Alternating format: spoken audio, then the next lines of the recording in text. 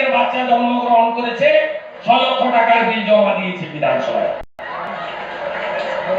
কখনো বলে 1177টা দেশ, কখনো বলে 47-এ নোয়াখালী দাঙ্গার সময় রবীন্দ্রনাথ ঠাকুর নাকি গান্ধীজিকে ফলের রস খাইয়েছিলেন। আর আমি তো জানি রবীন্দ্রনাথ ঠাকুর 41-এ মারা গেছে। আপনাদের উপর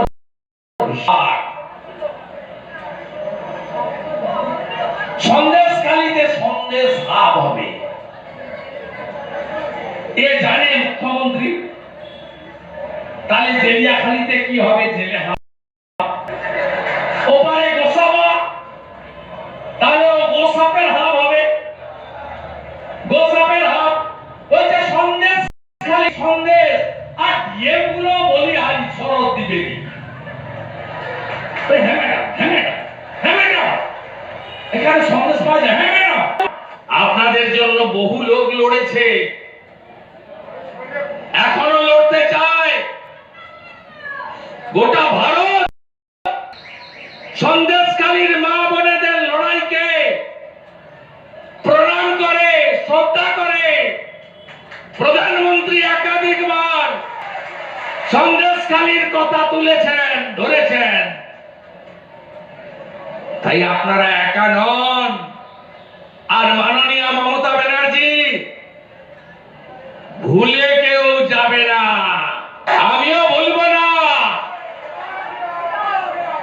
এ রাজ্যে বিজেপি সরকার হলে সন্দেশখালীর ঘটনায় কমিশন বসবে।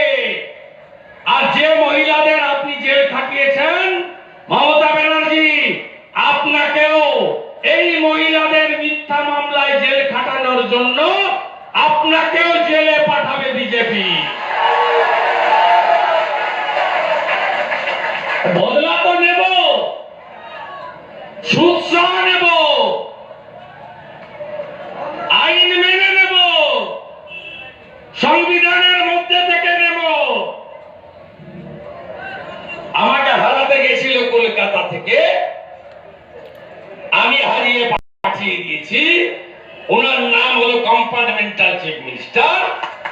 ভারত সরকারের অনুমতিতে রিজার্ভ ব্যাংক অফ ইন্ডিয়া থেকে এবং 2200 কোটি টাকা ঋণ আরো অন্য উপায়ে নিয়ে এই রাজ্য চালাচ্ছেন। ভাতা এবং ডিএ ছাড়া বেতন দিচ্ছেন, আর নিয়োগ বন্ধ করেছেন, সব জায়গায় বন্ধ।